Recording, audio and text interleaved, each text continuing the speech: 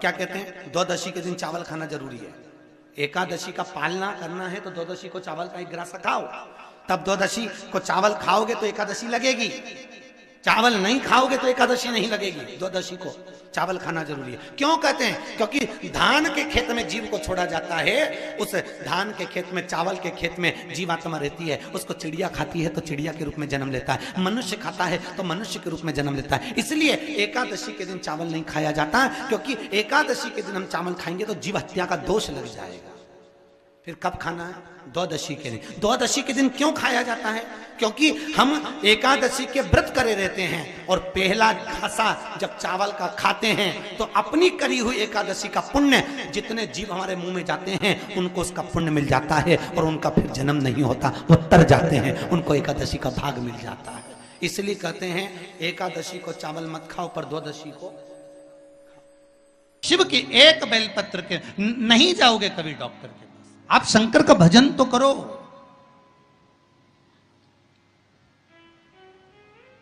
आप सूर्य नारायण भगवान को अर्घ तो दो।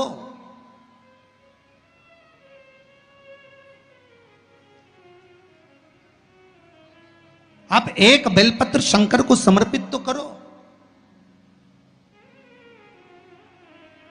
जिस बेलपत्र को आप वृक्ष पे से तोड़कर या बाजार में से 5 रुपए की खरीद कर लेकर शंकर भगवान को चढ़ा देते हो, शिव जी के पास जो पहुंच गई, जो अर्पण कर दिया जाता है, भगवान को दे दिया जाता है, वही तो प्रसाद बन जाता है। अरे बोलो जम के। जो शिव जी को दे दिया जाता है, अर्पण कर दिया जाता है, या राम जी को दे दिया जाए, या कृष्ण भगवान को दे दिया जाए, या देवी देवताओं को दे दिया जाए, जो भी हम भगवान को अर्पण करते हैं वो प्रसाद बनता है कि नहीं बनता? अरे बोलो जम के।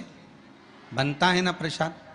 तो राम जी को तुमने लड्डू का भोग लगाया तो वो प्रसाद बन गया, उसको तुम लोगों ने खाया कि नहीं खाया? अरे बोलो जम के। खाया। हनुमान जी के मंदिर में ले जाके नारियल फोड़ा, वो प्रसाद बन गया। वो की चिटक निकाल निकाल के तुमने खाई कि नहीं खाई? खाई ना।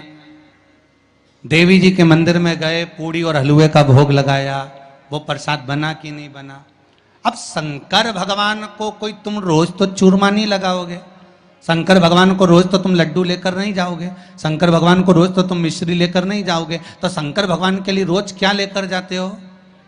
बेलपत्र। अगर शिव जी को तुमने जो बेलपत्र चढ़ाया तो वो प्रसाद बना कि नहीं बना? बन गया ना। अब प्रसाद बन गया तो उस बेलपत्र को उठाकर लाकर खाना और खाकर अपनी औषधि के रूप में उसको स्वीकार करना। उसके बाद इस शरीर में चाहे शुगर हो, चाहे बीपी हो, चाहे ब्लड प्रेशर किसी भी रूप में हो, चाहे किडनी, लीवर कुछ भी डैमेज हो रहा हो, डायलिसिस चल रहा हो, अब एक बार बाबा को चढ़ाकर उससे विनती कर कर तो लाओ कि हे शंभु, ये तेरे बल पर लेकर जा रहा हूं। मैंने सुना है तुझ पर जो चढ़ता है वो प्रसाद बन जाता है, और ये त्रिगुणाकार बेलपत्र को मैं लेकर जा रहा हूं, मैं खाऊं और बाबा इतनी कृपा कर देना कि ये औषधि का काम कर दे और मेरी बीमारियां समाप्त कर दे। ये शिव से कहो।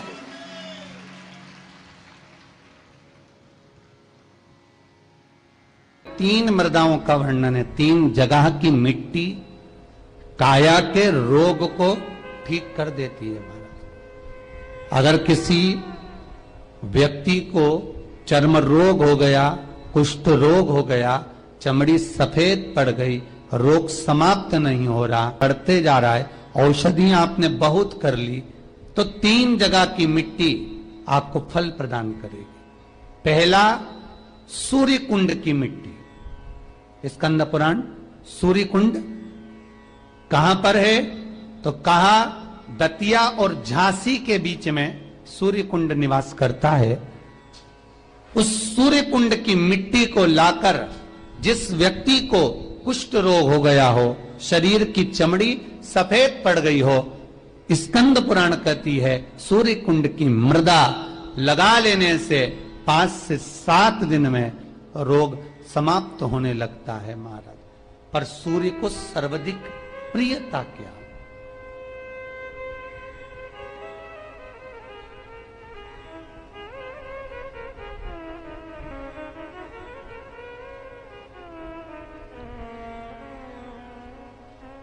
सर्वाधिक प्रियता सूर्य को क्या? क्योंकि सूर्य तपता है, तो उस तपन को मिटाने के लिए सूर्य देवता के शरीर पर गाय का घृत मला जाता। जैसे शनि को तेल लगाया जाता है, सूर्य को घृत मला जाता। इसलिए सूर्य कुंड का एक नियम है कि सूर्य कुंड पर से अगर हम मिट्टी लेकर आते हैं, शरीर पर लगाने के बाद जब शरीर का चर्म रोग समाप्त हो जाए, सफेद चमड़ी अपने वापिस रंग में आ जाए, तब आप जितनी कामना कर आते हैं उतना घी उस सूर्य कुंड के पास में डालना पड़ता है। 1 किलो, 2 किलो, आधा किलो, 250 ग्राम, 25 ग्राम, 50 ग्राम, जो आपने कामना करी है उतना चढ़ाना पड़ता। पर वो घी गाय का होना चाहिए,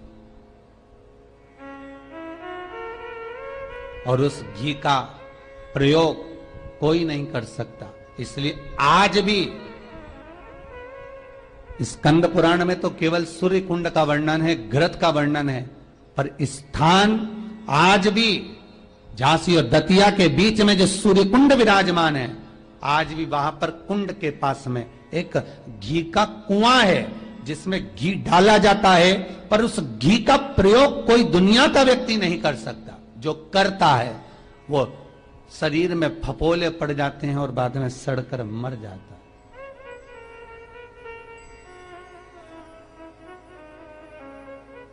घृत है पर गंध नहीं, घृत है। 3 जगह की मृदा जीव को सुख का अनुभव कराती है। पहला सूर्य कुंड महाराज, दूसरा वर्णन करा है जिस स्थान पर गौ माता को बांधा गया हो और गाय अपने बछड़े को, बछिया को जन्म देती हो, उस स्थान पर उसकी मिट्टी, उसकी मृदा, उस जगह की रज, जब मकान का मुहूर्त होता है, दुकान खोली जाती है, दुकान बनाई जाती है, दुकान में कोई अग्नि का प्रवेश हो, उससे पहले जहां पर गाय ने अपने बछड़े को जन्म दिया हो, बच्चे को जन्म दिया हो, उस स्थान की मिट्टी उस भूमि पर लेपन कर दी जाए तो जिंदगी में कभी संपदा की कमी नहीं हो सकती महाराज। ये दूसरी मृदा स्कंद पुराण वर्णन करती है, धेनु मानस वर्णन करती। दूसरी गीता प्रेस गोरखपुर का गो अंक वर्णन करता है। जहां पर गौ माता बंदी हो, जहां पर गौ माता नित्य स्मरण करती हो और गाय के बच्चों का जन्म होता हो, और वो भी देसी गाय, देसी बच्चों को जन्म दे, विदेशी नहीं, जर्सी नहीं, हो देसी बछड़ा हो, देसी ही गाय।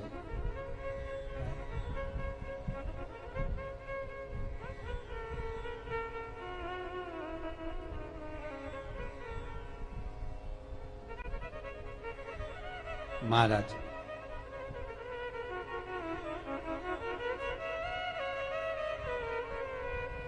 जहां पर गौ माता बंधती हो, गाय अपने बछड़े को जन्म देती हो, गाय अपने बछिया को जन्म देती हो, उस जगह की मिट्टी बड़ी प्रबल होती है, बड़ी प्रखर। यहां तक शिव महापुराण की कथा कहती है, स्कंद पुराण कहती है, धेनु मानस कहती है, गीता प्रेस गोरखपुर का गो अंक वर्णन करता है। महाराज गौ माता के खुर, गौ माता के चरण जहां पर नित्य प्रति पढ़ते हो, नित्य प्रति पढ़ रहे हो,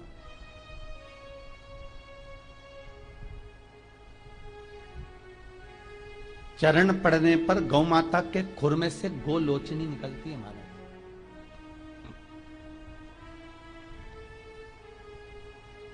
वो गोलोचनी सफेद कलर की होती है, उसको आप ऐसे पटक देंगे तो बिल्कुल ऐसा लगेगा जैसे लकड़ी है, पर वही गोलोचनी को आप दूध में डाल देंगे तो चलना चालू कर देती है। उसको कहते हैं गोलोचनी। गोअंक में वर्णन इसका, स्कंद पुराण में इसका वर्णन।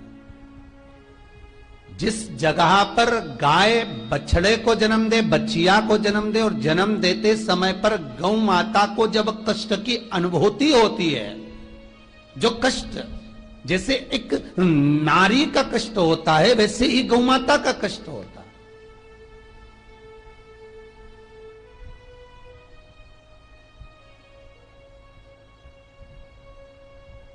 और वो कष्ट के समय पर खुर में से गौलोचनी गौ माता के कष्ट को हरने के लिए प्रकट होती है। उस गौलोचनी का जिह्वा से गौ माता चाटन करती है, चाटती है, और चाटने के बाद जो बछड़ा जन्म देती है उस बछड़े को अपनी जिह्वा से एक बार चाट लेती है।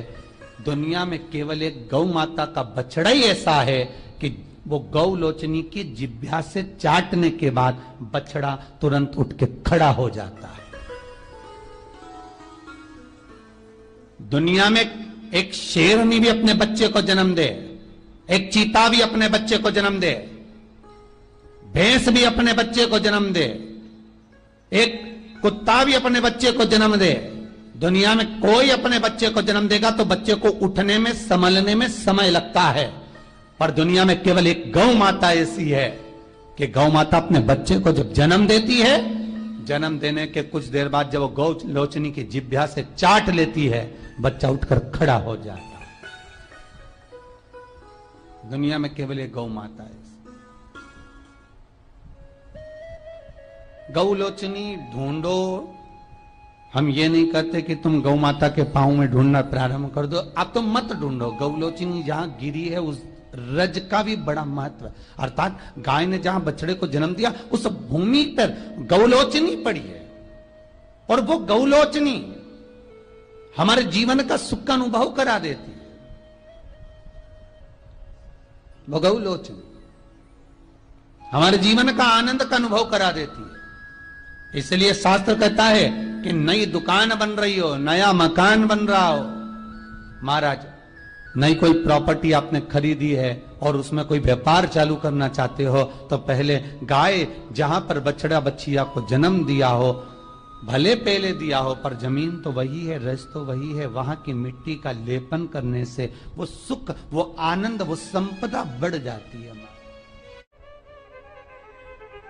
तीसरी मिट्टी, तीसरी मृदा, गोपी भूमि। जिस भूमि पर गोपियां भगवान से मिलने के लिए गई थी और इंतजार करते करते कब द्वारका नाथ आएंगे, कब द्वारकाधीश हमें दिखेंगे, कब ठाकुर हमें दिखेगा, उस भूमि पर ठाकुर का इंतजार करती हैं। जब भगवान कृष्ण नहीं आए तब उन गोपियों ने शिव को बुलाया, इसलिए गोपी तालाब के पास में शंकर का मंदिर है। पर है गोपी भूमि महाराज, पहली सूर्य कुंड, दूसरी जहां गौ माता बनती हो वहां की मिट्टी, तीसरी है गोपी भूमि, जहां पर गोपियां भगवान को पुकार रही हैं, रो रही हैं, बिलक रही हैं भगवान से मात्र एक बार मिलने के लिए। एक बार भगवान से केवल मिलन हो जाए, एक बार उनका दर्शन हो जाए, एक बार उनसे मिल जाए। कृष्ण यदि सुन सकते हैं तो केवल शंकर की सुन सकते हैं। तो गोपियां शिव को बुला लेती हैं, बाबा आप पधारो। शास्त्र कहता है इस भूमि पर गोपियों ने बेलपत्र को तोड़कर भगवान शिव को समर्पित करा है। गोपी चंदन के नयन अश्रु से जो चंदन उत्पन्न हुआ था, जो मिट्टी हुई थी, उसका शिवलिंग का निर्माण कर कर उसकी पूजन करी है। उसी शिवलिंग में से शंकर प्रकट हुए।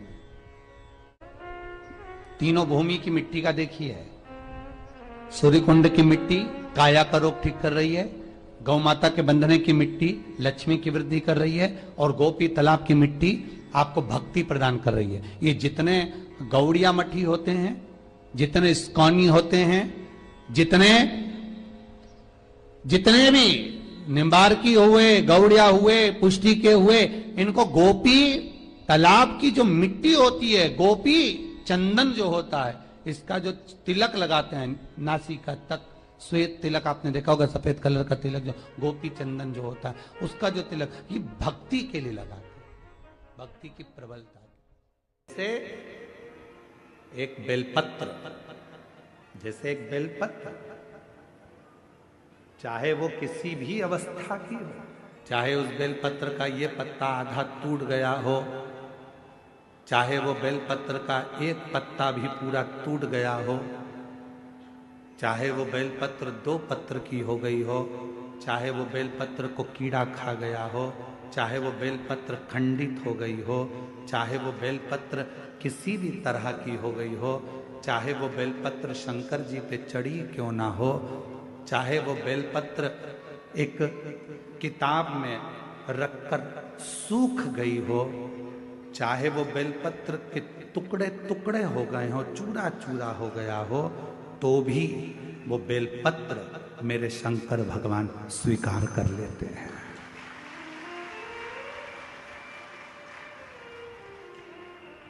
तो भी मेरे शिव स्वीकार कर लेते हैं।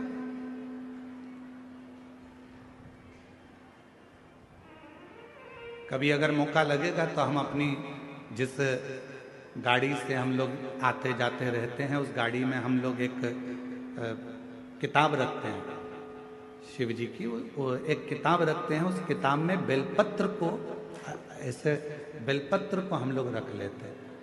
क्यों रखी रहेगी? हमारे पास में कहीं सफर में कहीं एकांत में एकांतेश्वर महादेव मिल गए, किसी ओटले पर चबूतरे पर शंकर का शिवलिंग मिल गया, पानी तो गाड़ी में रहता ही है, चढ़ाया, अपनी पुस्तक में से बेलपत्र निकाली, बाबा को चढ़ा दी और चढ़ाकर वापिस उठाकर हम रख लेते हैं।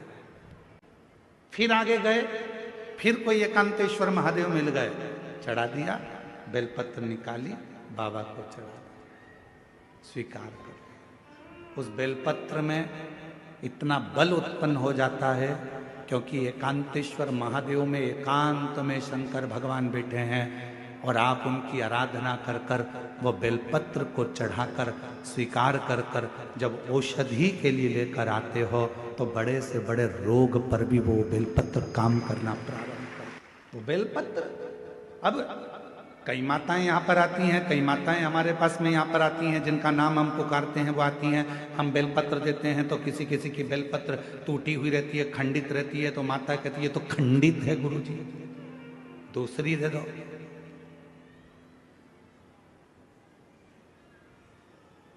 दूसरी दे दो। अब हम आपसे एक बात पूछें, जरा उत्तर दोगे क्या? तुमने हमसे कहा कि बेलपत्र खंडित है गुरुजी, दूसरी दे दो। तुम्हारे को बीपी है, ब्लड प्रेशर है, और तुम्हें डॉक्टर ने गोली दी है, ठीक है, समझना जरा बहुत अच्छे से, बीपी है, ब्लड प्रेशर है, एक गोली डॉक्टर ने दी है कि रोज खाना, और तुम्हारा पोता, तुम्हारा नाती उस गोली को तोड़ दिया, गोली के 2 टुकड़े कर दिए उस नाती ने। अब वो गोली 2 टुकड़े हो गए, 3 टुकड़े हो गए, तो क्या तुम वो गोली खाओगे तो असर नहीं करेगी क्या? बोलो तो जम के, करेगा ना? गोली तो असर करेगी, भले उसके 3 टुकड़े हो गए, 4 टुकड़े हो गए, 5 टुकड़े हो गए। जैसे बीपी की गोली के 10 टुकड़े भी हो जाएं, तो भी अगर ब्लड प्रेशर गड़बड़ हो रहा है तो तुरंत मुंह में गोली रखी जाती है, ब्लड प्रेशर कंट्रोल में आ जाता है।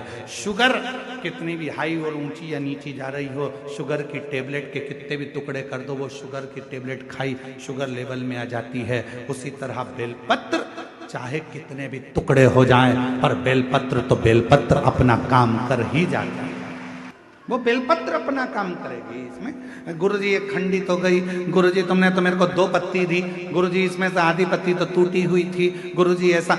अरे बेलपत्र वो भी शिव महापुराण की, सारी दुनिया चाहती है कि ये बेलपत्र हमको मिल जाए, पर भगवान की कृपा से यदि भाग्य से तुम्हारे हाथ में आ गई है तो उससे जोरदार किस्मत वाले तुम हो नहीं सकते। फिर वो आधी मिले, 1 मिले, जितनी मिले उसको स्वीकृत करें।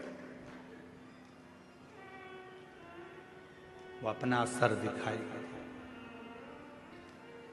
ऐसा नहीं कि वो अपना असर नहीं दिखाएगी, वो अपना असर दिखाएगी। कई लोग कह देते हैं नंदी तो पत्थर का है गुरुदेव।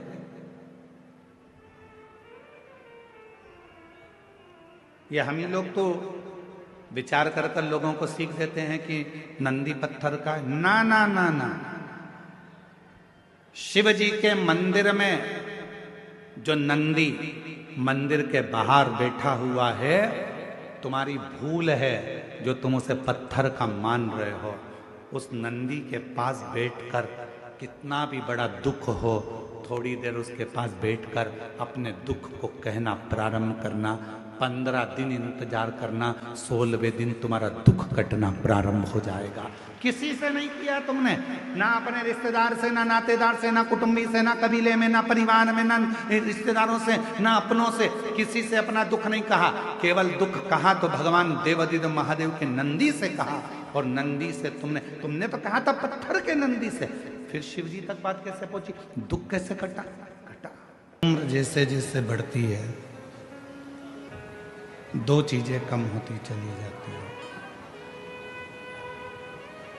उम्र बढ़ेगी और दो चीजें कम होती चली जाएगी। एक, उम्र बढ़ने पर छोटे छोटे जो अक्षर होते हैं वो कम दिखते हैं।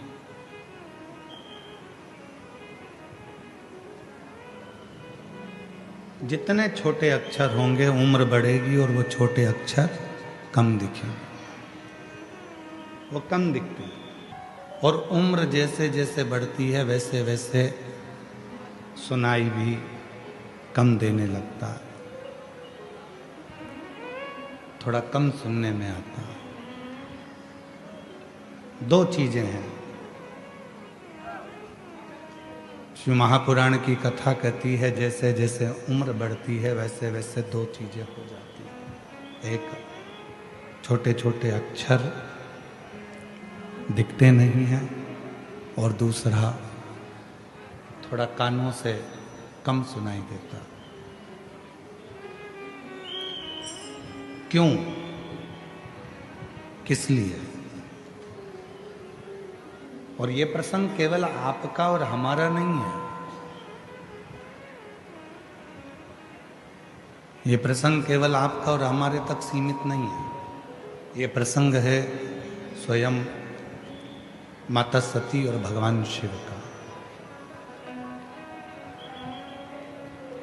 ये प्रसंग है माता सती और भगवान शंकर का।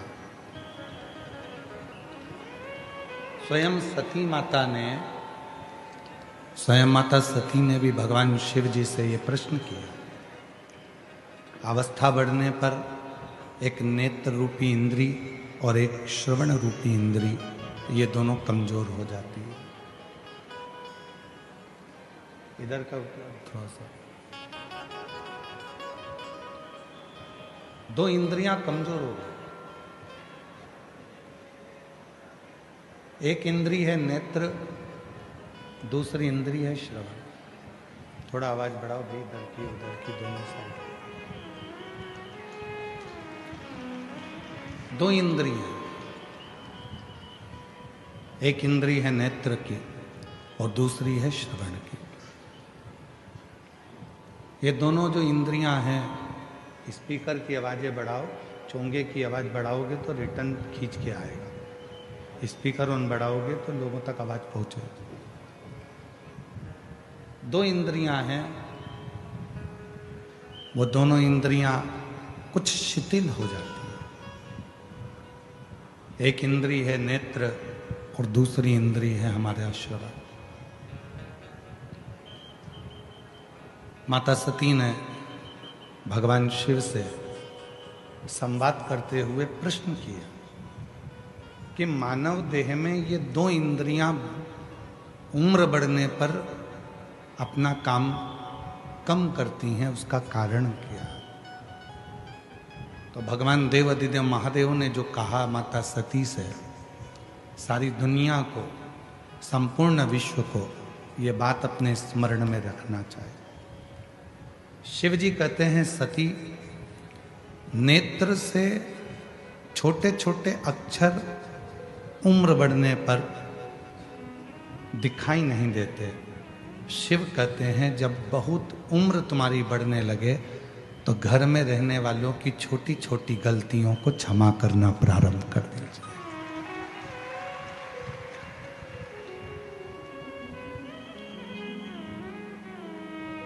छोटी छोटी बातों को ध्यान ना दो, छोटी छोटी बातों का स्मरण ना करो, छोटी छोटी बातों का जरा मनन चिंतन ना करो।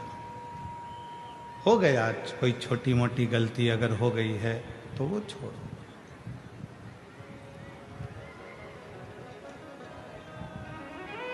छोटी मोटी गलतियां माफ करते चलो।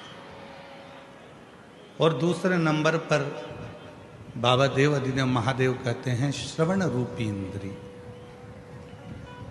जब अब उम्र बढ़ती जाए, उधर का भाई साउंड बढ़ाओ, पीछे का पंडालों के डोम के बाहर का साउंड। दूसरे नंबर पर है श्रवण रूपी इंद्री। और श्रवण रूपी इंद्री का वर्णन करते हुए स्वयं देवाधिदेव महादेव कहते हैं सती, जब व्यक्ति की उम्र बढ़ती जाती है तो एक श्रवण रूपी जो इंद्री है वो भी थोड़ी कम सुनती है। अर्थात शिव जी कहते हैं कि व्यर्थ की बातों को ना सुनते हुए उस परमात्मा का स्मरण करो जिसने तुमको जन्म दिया, जिसने तुम्हें भेजा।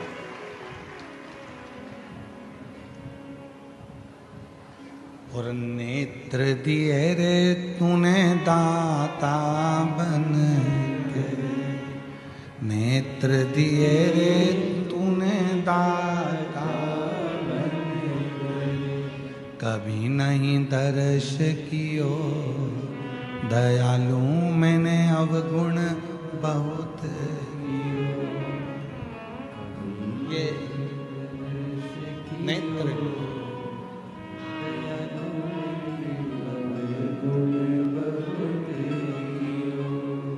किस लिए दिए इन नेत्रों को कि तुम संसार सागर में जाकर यदि भगवान का नाम नहीं ले सको, तुम संसार सागर में जाकर यदि परमात्मा का भजन नहीं कर सको, तुम संसार सागर में जाकर यदि मंदिर देवालय शिवालय भी ना पहुंच सको, तो कोई शिव भक्त एक लोटा पानी लेकर शिव मंदिर की ओर जा रहा हो तो उसके मुख का मात्र दर्शन कर लो तो भी तुम्हें तीर्थ का फल प्राप्त हो। देखिए, देवराज ब्राह्मण चोरी करने के बाद भी भगवान शंकर के धाम गया है। उसका एक कारण था कि देवराज ब्राह्मण की माता एक लोटा जल शिव को समर्पित करती थी। कितना जल? जम के बोलिए जरा, एक लोटा। और आप सबको कहूंगा, शिव मंदिर में प्रतिदिन एक लोटा पानी, एक लोटा जल अवश्य अवश्य चढ़ाना।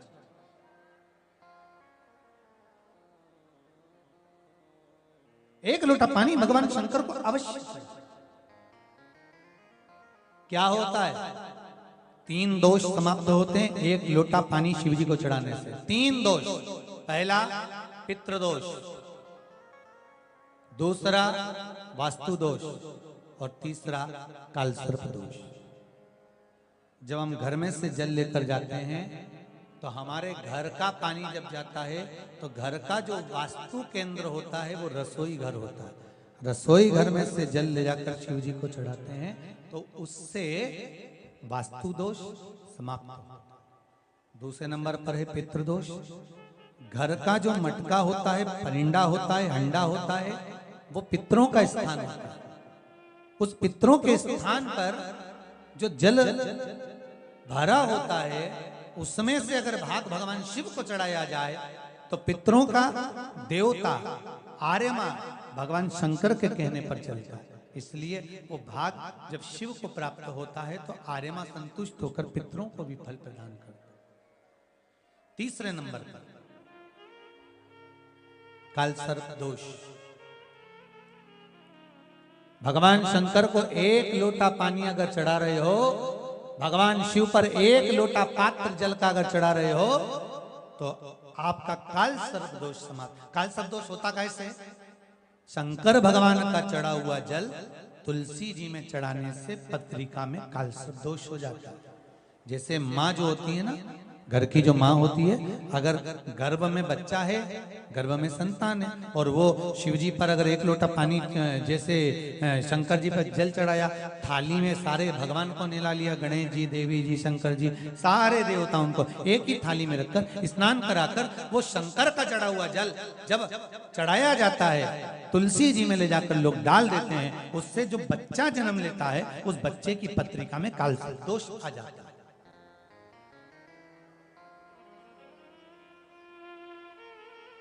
इसलिए शिव महापुराण की कथा कहती है सारे देवताओं को भले एक ही थाली में स्नान करा लो, एक ही पात्र में स्नान करा लो, पर देवाधिदेव महादेव को एक छोटे से पात्र में अलग से स्नान करा लेना चाहिए, अलग से।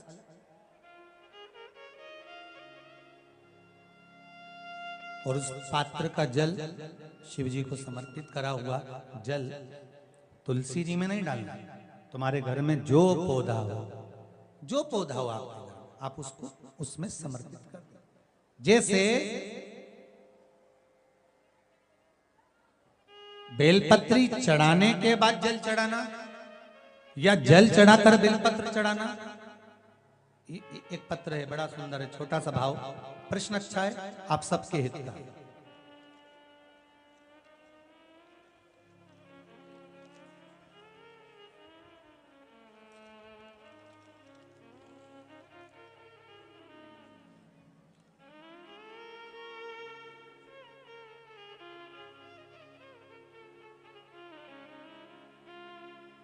अरुणा जी अग्रवाल जयपुर, झरना जी अग्रवाल जयपुर राजस्थान से इन्होंने प्रश्न किया है, गुरुदेव दूध, कच्चा दूध केवल शिवलिंग पे चढ़ाना चाहिए या पूरे शिव परिवार पे चढ़ाना चाहिए?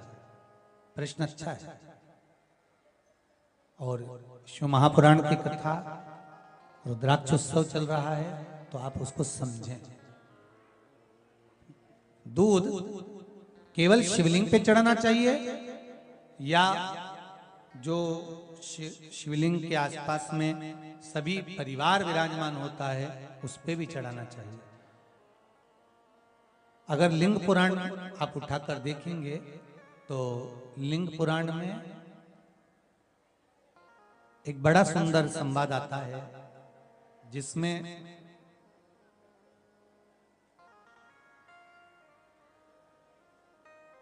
पीले कलर के शिवलिंग का वर्णन है। सफेद, लाल, पीला और काला, ये शिवलिंग का आपको पहले वर्णन करा है। ब्राह्मण सफेद मट्टी का शिवलिंग बनाता है, वैश्य पीली मट्टी का शिवलिंग बनाता है, क्षत्रिय लाल मट्टी का शिवलिंग का निर्माण करता है, शूद्र काली मट्टी का शिवलिंग का निर्माण करता है।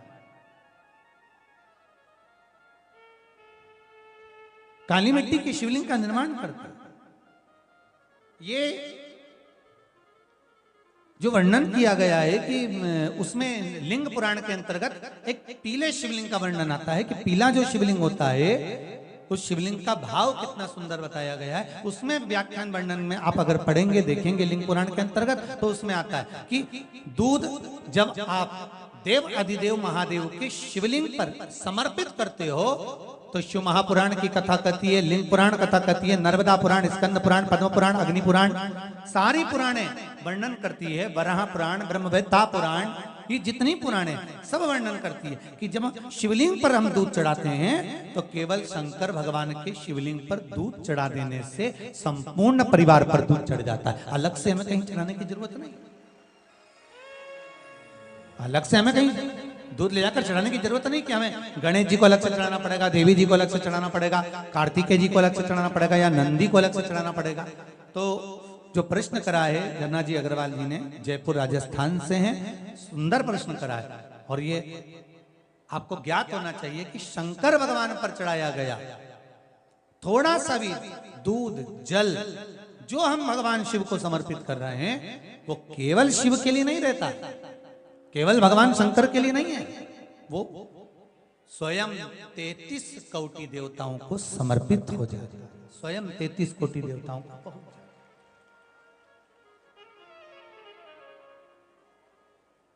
अलग से देने की जरूरत नहीं होती।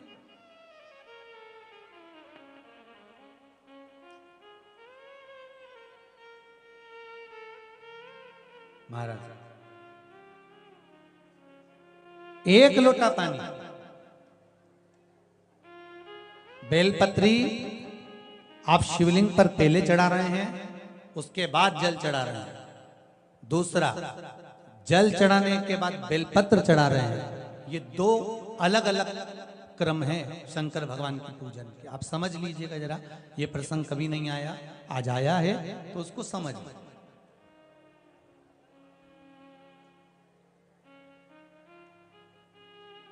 पहले बेलपत्र, उसके बाद में जल जो चढ़ाया जाता है, ये रोग मुक्ति के लिए चढ़ाया जाता है। काहे के लिए चढ़ाते हैं अपन?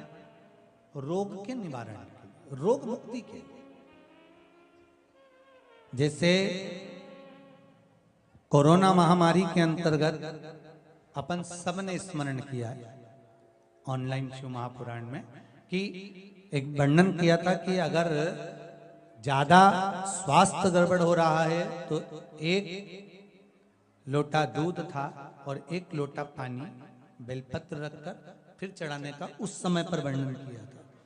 आप लोगों ने, कई लोगों ने उसको किया भी और उसका लाभ आपको मिला। उसी तरह आप शिव मंदिर में जाकर दर्शन करेंगे तो दो चीजें अपने को दर्शन करने को मिलेगी। एक भक्त आता है शंकर जी के मंदिर में, लोग भाव से पहुंचते हैं तो पहले वो क्या करते हैं, पहले बेलपत्री चढ़ा देते हैं, फिर जल चढ़ा देते हैं। और एक भक्त जो शिव मंदिर में पहुंचता है पहले जल चढ़ाता है फिर बेलपत्र चढ़ाता है। दोनों का अलग अलग क्रम है, दोनों का अलग अलग भाव वर्णन है। पहला, अगर बेलपत्र चढ़ाया है और उसके बाद अगर शंकर भगवान पे जल चढ़ा रहे हो तो ये रोग मुक्ति के लिए होता है। जैसे बड़े रोग किसी को हो जाए, रोग किसी को घेर ले तो वो बेलपत्री चढ़ाने के बाद फिर जल चढ़ाएगा तो उसको रोग थम जाएगा और फिर वो रोग आगे नहीं बढ़ेगा, आगे नहीं बढ़ेगा। रोगों को थामने के लिए बेलपत्री पहले, फिर जल। और जब कुछ कार्य के लिए आप, सिद्धता के लिए आप, अच्छे कार्य के लिए आप, मन की प्रसन्नता के लिए, आनंदता के लिए आप शिव आराधना कर रहे हो, आप शंकर की आराधना कर रहे हो, तो आप जल चढ़ाकर फिर बेलपत्री चढ़ाए, उसका लाभ आनंद में। आपने जल चढ़ाया, उसके बाद बेलपत्र चढ़ाया।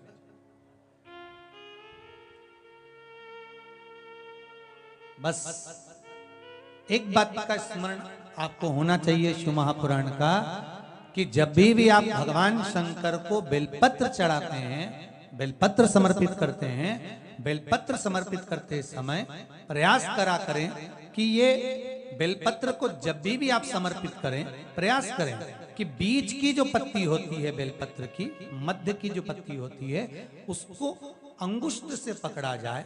उसके बाद में आप फिर बेलपत्री को शिव पर समर्पित करें, प्रयास करिए। बेलपत्र जो हम भगवान शंकर को समर्पित करते हैं, उसका मध्य जो भाग होता है बेलपत्री का, जो 3 देवताओं का मध्य जो भाग होता है, उसको पकड़कर बेलपत्री को शिव को समर्पित करना चाहिए।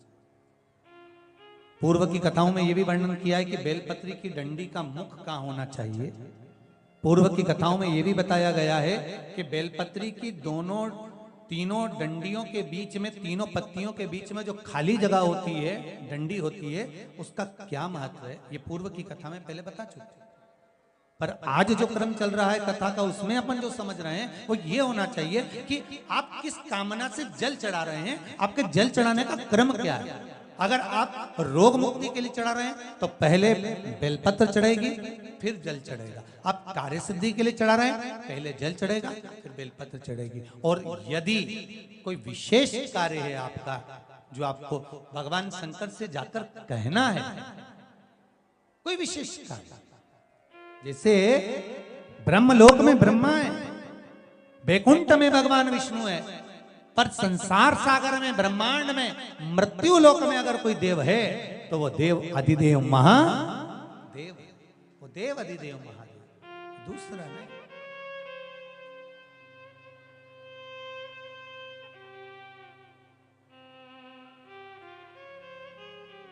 कोई दूसरा नहीं है।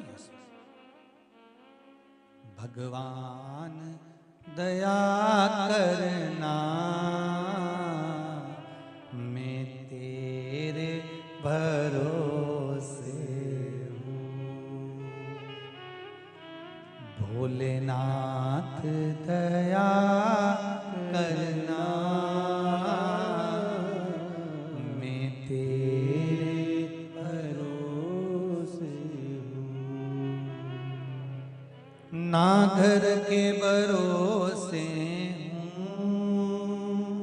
ना परिवार के भरोसे हो, सब गाइए। ना घर के भरोसे हो, ना परिवार के भरोसे हो। भोलेनाथ दया करना, मैं तेरे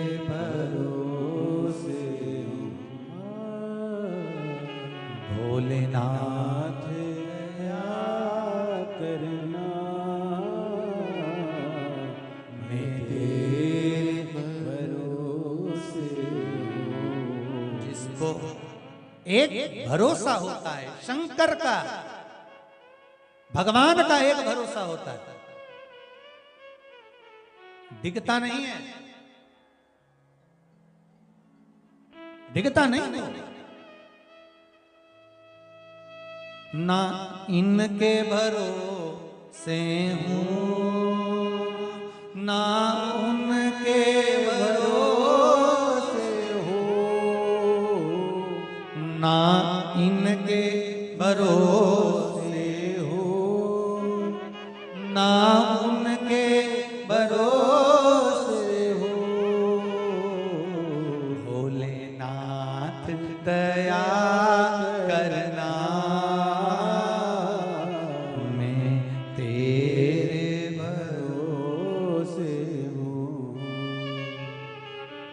भोलेनाथ दया करना, मैं तेरे भरोसे हूँ। आप किसके भरोसे पर आए हो? जम के बोलो जरा, भोले नाथ के।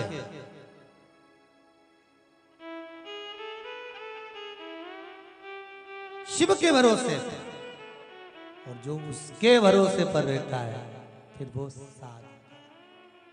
साधता, उसको साधना होता। और देखो रे भाई,